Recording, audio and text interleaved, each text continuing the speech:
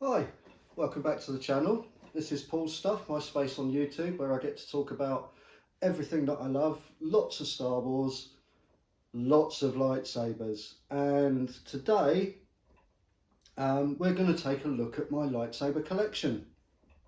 So I've had a couple of requests to do a collection video for my lightsabers, and I thought, what better way to celebrate May the 4th, Star Wars Day, than to do a collection video for you to have a look at. So that's what we're going to do today. So little bit about my collection. It is mainly made up of Nexus lightsabers. They used to be called LGT, they're now called Nexus. All of my Nexus sabers are NeoPixel sabers. So NeoPixel isn't a type of saber, it refers to the technology in the blade. So NeoPixel sabers have strips of pixels in the blade that can do all sorts of different fancy light effects. And there are a number of boards that can drive those type of blades. Profi is probably the most popular. It's a very high-end board. There are others: CFX, Golden Harvest, Asteria. These are all NeoPixel soundboards.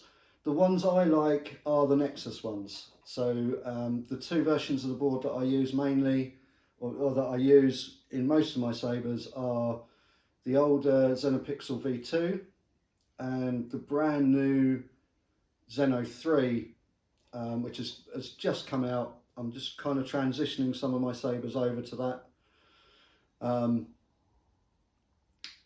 And yeah, that's a great soundboard. It also now has a Bluetooth app. I've done a first look and a couple of follow-ups on the Xeno3, so you can check that out on the channel if you want to.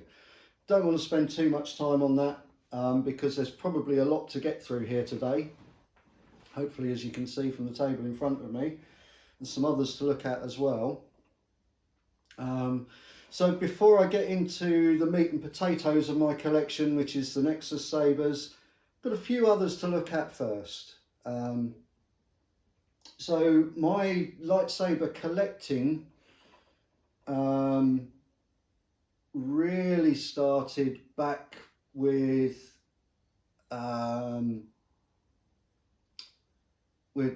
collecting Black Series Force Effects sabers.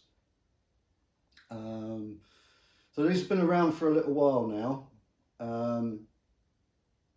and yeah, they use a technology that is fairly old. So let's have a look at some of those.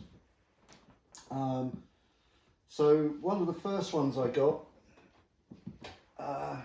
was the Black Series Force Effects Luke Episode 4 lightsaber. So these are actually quite nice replica hilts. They're a bit lightweight. And the original Black Series Force Effects all have fixed blades, so there's no way of taking the blade out of these. They have very basic electronics, so the light will progressively light up. It's not like a NeoPixel progression though. I think these progress in sections of LEDs in the blade, and it has flash and kind of a noise, kind of a blade sound effect. But actually that's it. Pretty basic by today's standards, really. So that's my Luke Episode 4 Force Effects lightsaber. I then went ahead and got the Darth Vader Episode 4. So episode 4 being distinguished by it. There's several features, but the main noticeable feature is the lack of the wires that are in this saber. Subsequently, there were little wires put in here, and I think the clamp lever disappears. There's several different variants of Vader's lightsaber. This is the Black Series, the early Black Series Force Effects version, and then we have their Kylo Ren. This is their Kylo Ren from the Force Awakens. Let's give you a look at that. These are nice sabers. As I say, really they're let down by their electronics being quite dated now. So now Force Effects have updated a little bit, and we're now getting what are known as the Force Effects Elite lightsabers. I only have one of those. That's the dark saber. This is the Force Effects dark saber. So this is quite different from the other Force Effects lightsabers that I have, in that this one does have a removable blade. Also, the others all use AA or AAA batteries. This uses a rechargeable battery. So it's nicer in a lot of ways. So it's the other thing you notice with these, they're very quiet compared to newer sabers. So you get some nice effects with this. It has blaster block effects now, as well as clash effects, and there is a tip drag effect.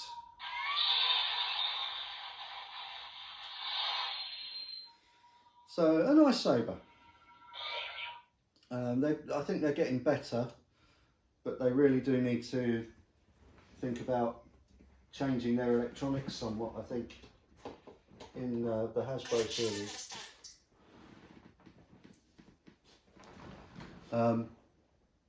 So that's my Force Effects lightsabers. Just have the 4 of those now. I also have Savvy's Workshop. So this is one of the sabers that you can go and build at Savvy's Workshop at Galaxy's Edge if you go to the Disney parks in the US. Now, I haven't been. I bought this one off of eBay. I wanted this because these use the Kyber crystals that you can also get from Galaxy's Edge. You see up here, they work with this saber, they work with the holocrons that are on the shelf there. So really I wanted to get this just to be able to use the Kyber crystals in it. Again, this changes the colour of the blade depending on which crystal you have in it. But in terms of the electronics, again, they're very similar to the Force Effects.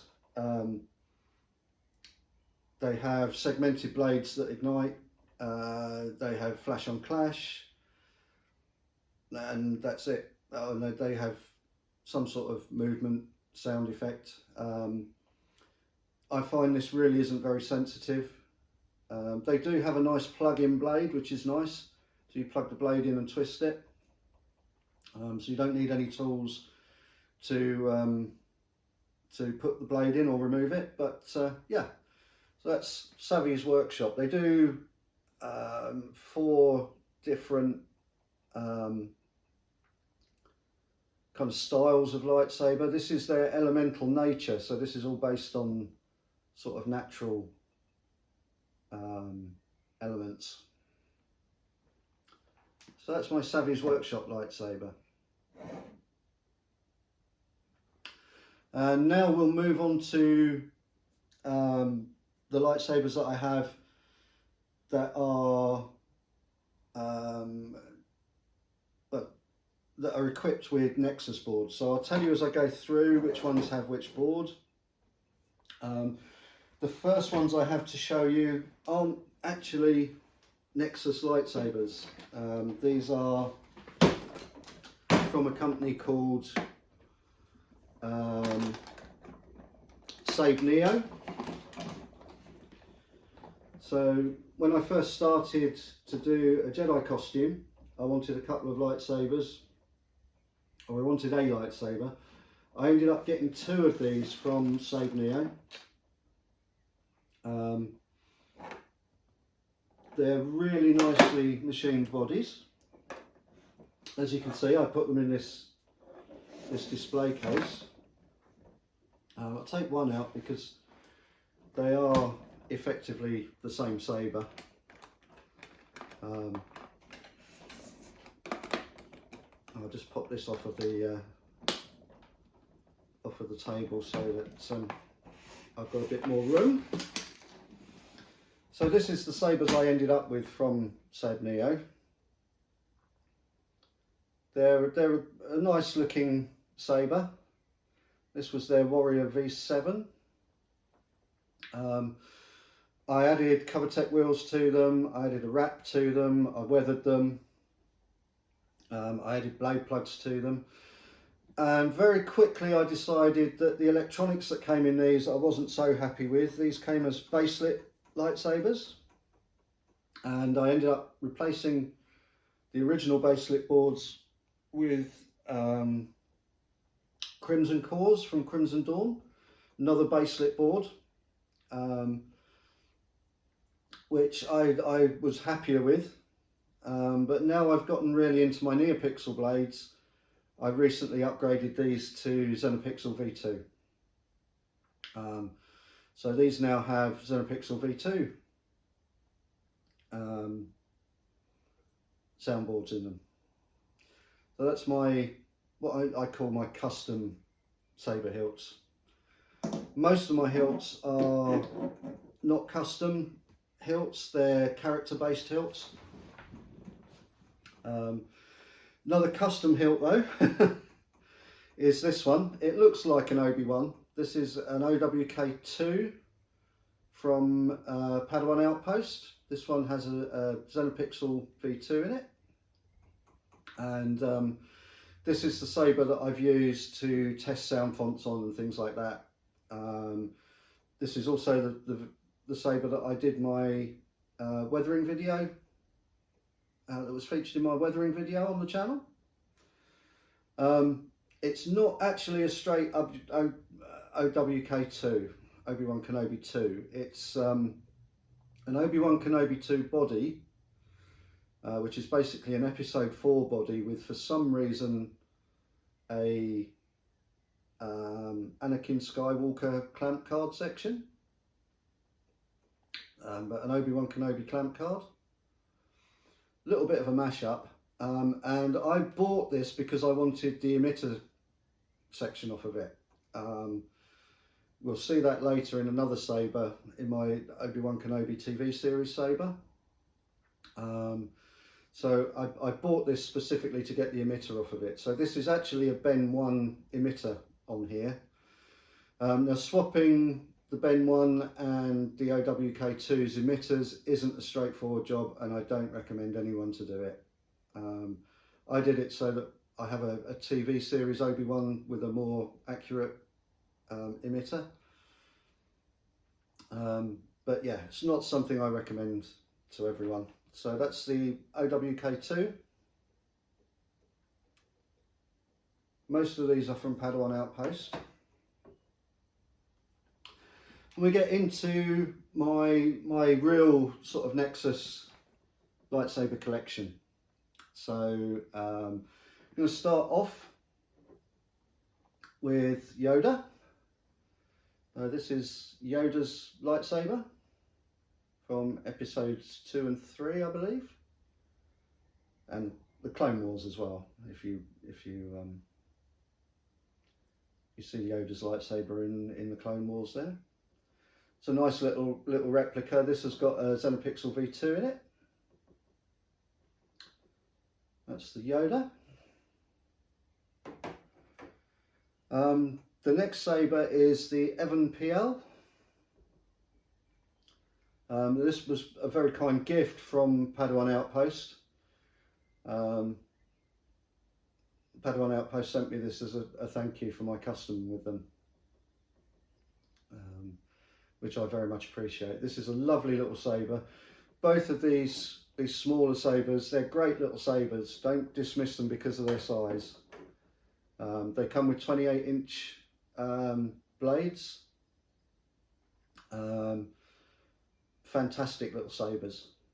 So yeah, that's the Evan PL. They make great Shoto sabers. So if you want to use two sabers, they're a great option for a shorter saber. Next up, we have Emperor Palpatine from episode 3. Again, this has a Xenopixel V2 in it.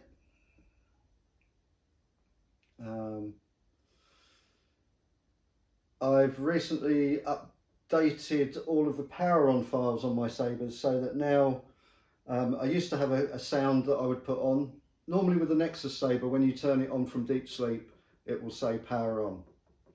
And I've routinely replaced that with a sort of power up sound.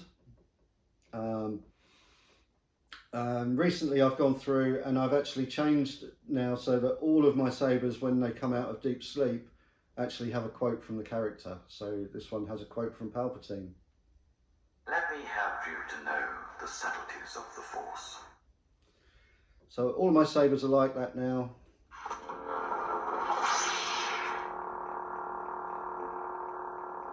Just turn this off. And to go back into deep sleep, you turn it off, turn the blade off, and keep your finger on the button until normally it will say power off. That's my custom power off sound. So it's a lovely little saber.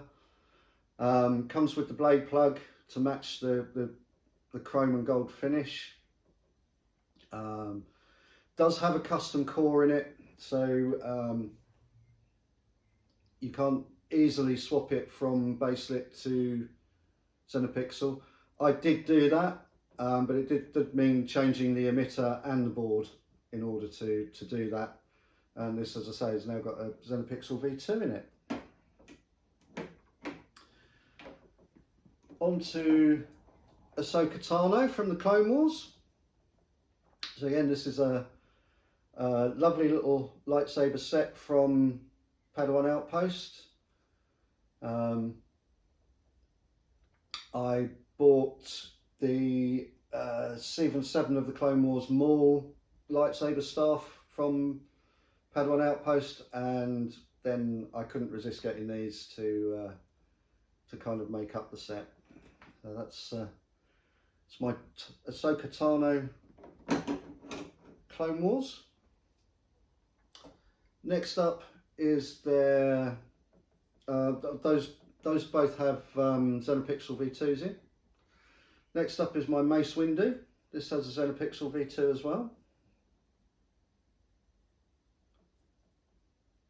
Another lovely chrome and gold accent lightsaber hilt. I say Xenopixel V2. Another beautiful looking saber. Haven't done much with either of those. I did add, if I have charging ports that are exposed, I like to cover them, so I have little charging port covers.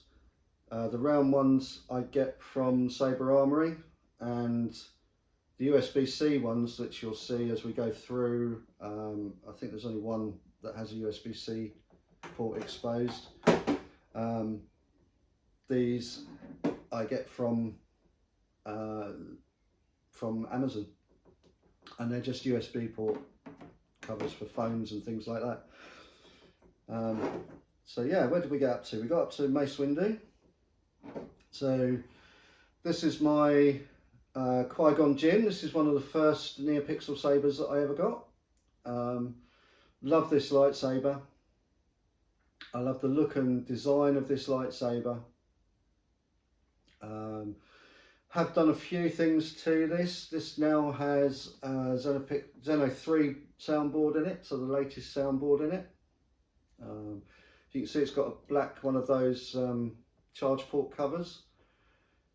The button on this, when you get it, is a silver button, so I used some clear red paint on the button just to imitate that very distinctive red button that Qui-Gon's saber has.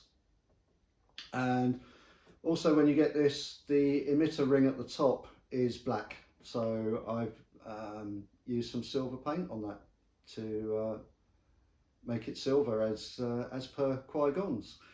You'll notice most of my lightsabers, almost all of my lightsabers, have got blade plugs in them. My blade plugs come mainly from Saber Armory these days, and some from Padawan Outpost as well. All of the things that I'm talking about here, I'll leave links in the description to where you can get them. Moving on to Anakin Skywalker lightsabers. This is an episode 2 Anakin Skywalker lightsaber. This also has a Xeno3 board. All of the Xeno3s that I have were originally Xenopixel V2s, and I've swapped the boards out on them so that they've now got V3s.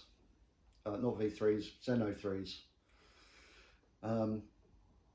So yeah, this is, I believe on the website it's the Chosen one, or the Chosen. This is Anakin's episode 2 lightsaber. And then on to Anakin's episode 3. So this is the genesis of the sort of Graflex, if you like. It's obviously not the first Graflex that was used, that comes from A New Hope.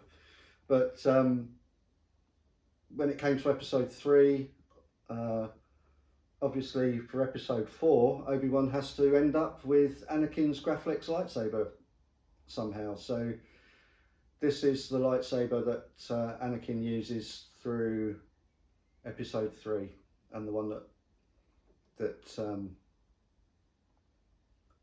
Obi-Wan picks up on Mustafar after he's defeated Anakin. Another lovely lightsaber. All of these chrome effect lightsabers are absolute fingerprint magnets. You can't go anywhere near them without leaving fingerprints on them. So this has been swapped over to a Xeno3 board, and I repainted the buttons on here. When you get this saber, the Nexus, the straight Nexus version has very yellow looking buttons on it, and if you look at pictures of the originals, they're like a bronze or copper finish. So the buttons have been repainted on that. There is a video on my channel detailing how I've repainted the buttons. Moving on to Obi-Wan. So we have an episode 1 Obi-Wan.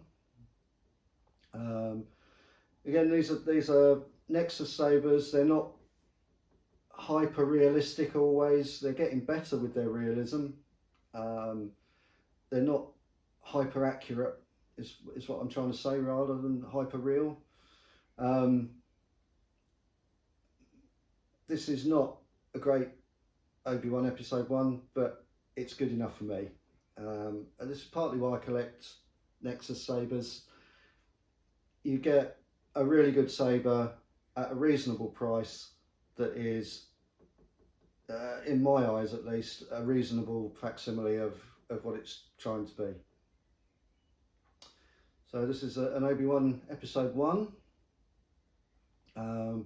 Few little things I've done to this. I painted this section when it came. This was chrome. Painted the button black, the activation button. It shouldn't have a button here, but obviously to fit the core and everything, they've had to put the button in. So I painted it black to try and disguise it a little bit. Has one of those USB-C port covers in it. This wheel, when I got it, is a higher, like a thumb screw wheel. So I've replaced that. I put the jewel in the centre of this little greebly, and I put some opaque plastic in the rings around here.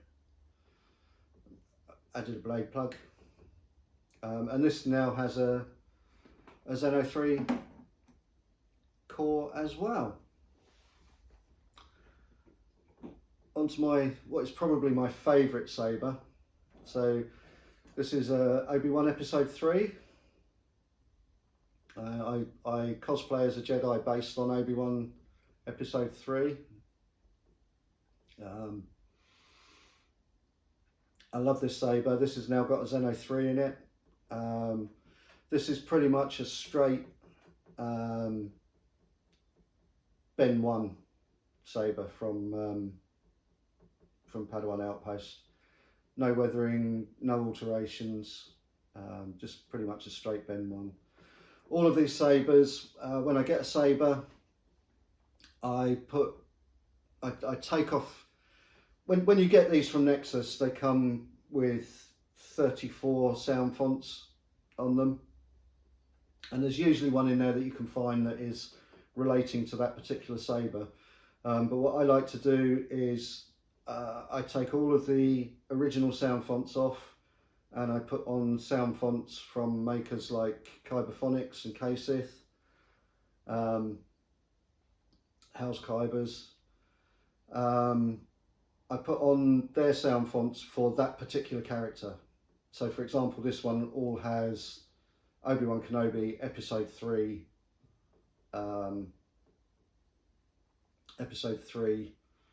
sound fonts on it.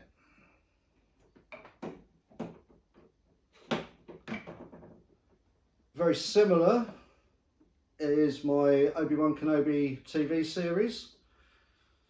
This has been weathered, and this is the one that had the OWK2 emitter put onto it. And again, I really don't suggest you do that. The threads are not the same. There's some engineering that has to go into getting this emitter to sit on this saber and the emitter from this saber to sit on the OWK2. It's not easy. It's yeah, it's not nice. So this has a Xenopixel V2.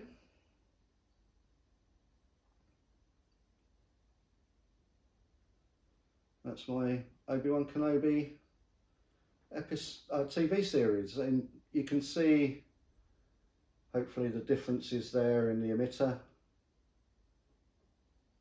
and obviously the weathering makes it look different, but they are effectively the same saber. And onto another of my really early acquisitions. This is my Obi-Wan Kenobi Episode 4.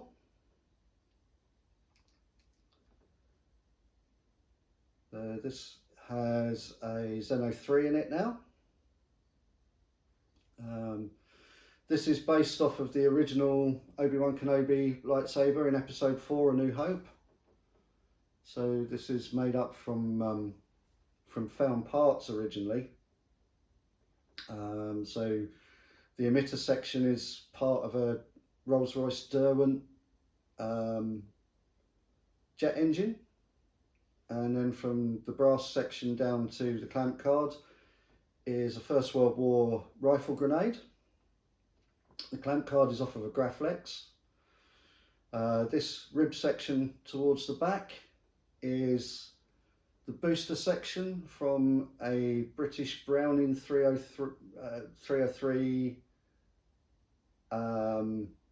Browning aircraft machine gun, and an Armitage Shanks tap knob. Oh, and the bubble card is from a Texas Instruments calculator, I believe. Weathered this, obviously, and I added these two greeblies. I believe on the original those are like 1970s metal covered transistors. with washers underneath them. I turned down a couple of thumb screws to make these buttons, and then drilled and tapped holes for them. That's my Obi-Wan Kenobi episode 4.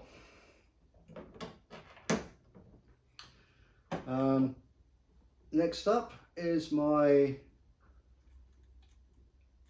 episode 5 Empire Strikes Back Graflex. So this differs from an episode 4 Graflex in that it has 2 of these buttons rather than the single button and the glass eye. The clamp card is actually on the opposite side of the saber. It has 6 T-tracks instead of 7 with screws in them, and it has a different attachment for the D-ring at the bottom. Oh, and it has this mylar tape over the centre of the clamp card as well, and it doesn't have a bubble clamp card. That's my episode 6, sorry, episode 5 Empire Strikes Back Graflex. This has been weathered. I've obviously replaced the button, I've replaced the clamp card, I've put the mylar tape on, I've replaced the screws in the T-track, and I've replaced the D-ring and the D-ring holder on the bottom. Again, added blade plug. That's Luke episode 5. Luke episode 6. This has a Xeno3 again. So the episode 5 has a Xenopixel V2 still. This is my episode 6. I think the Nexus version is really based off of the episode 8 version of this. It is idealized. It's not accurate to a Luke episode 6 saber particularly. I think there's a new version just coming out which will be more accurate.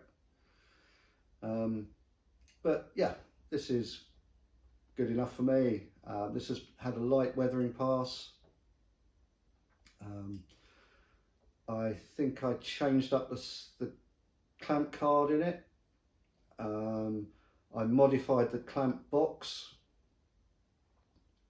and painted the edges of the clamp card holder. Underneath the clamp card I've added the circuit board, so this saber mainly gets seen, it's not actually in episode 6 very much at all. It's mainly seen in a deleted scene known as the cave scene, where Luke is adjusting his lightsaber, and he has the clamp card open and you can see the electronics underneath. So I've tried to replicate that a little bit. Yeah, that's my Luke episode 6. On to Darth Vader. This is my Darth Vader episode 5. So you can see it varies from the earlier Darth Vader that we saw with the wires in here. Clamp card lever is missing. I believe the bubble strip is different. This one's had quite a bit of work on it to get it to this point. I think this is the DV1 on Padawan Outpost website. Yeah, again, not hugely accurate. There are some details missing around this section. It's had a light weathering pass. I've played with the clamp card. I've taken off, there's a little label on here which I've taken off. I've added the wires. When it comes, it has little plastic wires that really just don't look like wires. So I've actually replaced those with genuine wires and the right number of them. The emitter is a cast steel emitter from Wonawonga, and the bubble strip on here is a cut down Wonawonga bubble strip that is then attached to the top of a standard Nexus clamp card to give the look of the bubble strip over the circuit board that you see on the Empire Strikes Back Vaders. So I say Empire Strikes Back, there's similar versions to this have been seen in lots of things. It's pretty much the sort of standard Vader saber. So again, not highly accurate, but I'm happy with it. That's got a Xenopixel V2 in it. This is Vader Episode 6. So the story behind this, again, it's not seen in Episode 6 very much.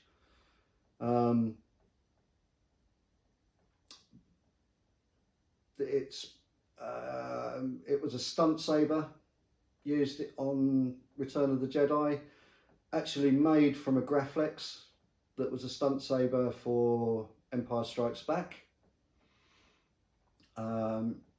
It's used in the scene where Vader throws his saber at Luke,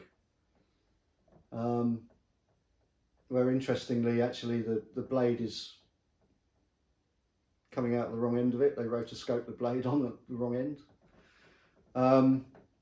So yeah, the reason this and the Episode 6 hero have become known as the Luke and Vader Episode 6 lightsabers is because both of them were included in an exhibition called Magic of Myth that went around the States over a number of years, and these were both in the exhibition, and so have both become known as like the hero props, even though both of them are very little used actually in the movie. This is a newer version, a newer release from Nexus, and as you can see, their detailing is getting much better. They're hiding buttons much more, putting details in that are really nice. Yeah, overall a really nice saber. Xeno3 soundboard in that one now. And then onto my staff sabers. So the first one I have here is Nexus's Savage Press. It's a really nice staff saber. This staff saber has a single core. So with staff sabers, there's two options. You can either have a single core like this, which lights up both of the blades. This obviously has a blade that goes in either end.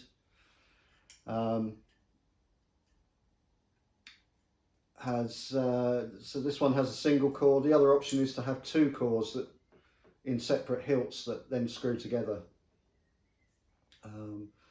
Yeah, this is the Savage Press. I just liked the look of this hilt. Really nice. One of the advantages with single core saber staffs, you can use the twist on twist off function to operate them. With the separate cores, the two separate cores staffs, that's harder to do because the cores are moving in different directions. So yeah, that's my Savage Press. That's Xenopixel V2. Then we have my Episode 1 Darth Maul. This is the Darth Maul staff that we're all familiar with from the Duel of the Fates. Again, it's Nexus. It's not hugely accurate to what's seen on screen, but I like it. It does the job for me. Not much done with this. I've put the blade at the charge port covers on this one. Ah yes, I forgot the Savage press has a charge port cover as well, but a USB-C one obviously for that one. And then lastly, we have this beast of a staff, which is the Darth Maul Clone Wars Season 7 staff. This one and the last staff are they're both dual cores, so they unscrew at the centre. They have a little coupler in the centre that they unscrew from, and then you effectively have two lightsabers. Each of these lightsabers will operate independently of each other, or you can screw them together and they operate as a staff. Sorry, my watch keeps on interrupting. So these are advantages of these are that you can have separate effects going on the different blades. With the single core staff you can't do that, but with these you can have different colours on the blades, different effects on the blades, whatever you want. And obviously mine are set up as so this has a hidden, this is the button for this one, and it's a little bit hokey because it's you have to screw it in, but it actually turns as well. It's not a great design. I might have to look at that to see what I can do to help tighten that in a little bit. But yeah, this is my Season 7 Darth Maul. That also has Xenopixel V2s currently. At the moment, the mix of Xeno3 and Xenopixel V2, I'm the sabers that I want to convert over to Xeno3 I have already. I don't think I'll be doing more. You know, the Xenopixel V2 is still a really capable soundboard in its own right. It'll do 90% of what you want it to do for most sabers, I would have said. You know, particularly these sort of character hilts where most of us are going to want a particular character represented. All of the blade styles and colours and things are there on the Xenopixel V2 to be able to do that for all of these hilts. All of these originally had Xenopixel V2s in them. I've swapped over to the Xeno3 mainly to get the accent swings in the sounds, and because the app makes it really easy to work on them. But yeah, there we go. I've no idea how long this video has been going on for. I'm sure it's longer than it could have been, because I tend to waffle on. So I'm going to call it an end there. That's all of my lightsabers as of May the 4th, 2023. So hope you've enjoyed that as a run through. As I say, it was requested by a couple of people, so I thought May the 4th, Star Wars Day, let's do a collection review. And there it is. So hope you've enjoyed the video. If you have, then please give the video a like. it helps to it helps in terms of getting the content out on YouTube. If they know that you're liking it, then it's more likely to show up in other people's feeds. If you haven't already and you want to, please do subscribe. It's always great to see new subscribers to the channel. The channel's really about kind of sharing my stuff and sharing my knowledge and hopefully some of the skills I might have in working with these sort of things. So if you like that sort of content, then please consider subscribing to the channel as well. And just before we finish, one last plug, if you like. I belong to a costuming group called Vader's Raiders, and this year we're heavily involved in a new concept in Comic-Cons. We're working with the organisers of Legends Comic-Con, which will be coming up in August. It's a new concept. It's a Comic-Con weekender, so you can come along to this Comic-Con. You can camp on site for the whole weekend. There'll be entertainment and things going on in the evenings. During the day, there's lots of traders, lots of costuming, all sorts of stuff to get involved in. All of the stuff that you'd expect at a Comic-Con, but with the evening entertainment and camping available as well. So it's a Comic-Con weekender. Tickets are on sale now. I'll leave a link in the description to where you can find tickets for Legends Comic-Con. And hopefully I might see some of you there. I'll be there all weekend with Vader's Raiders, Star Wars costuming group. And yeah, hope to see you there. But for now, from Paul Stuff, my YouTube channel, that's everything for today. So I'll say cheerio.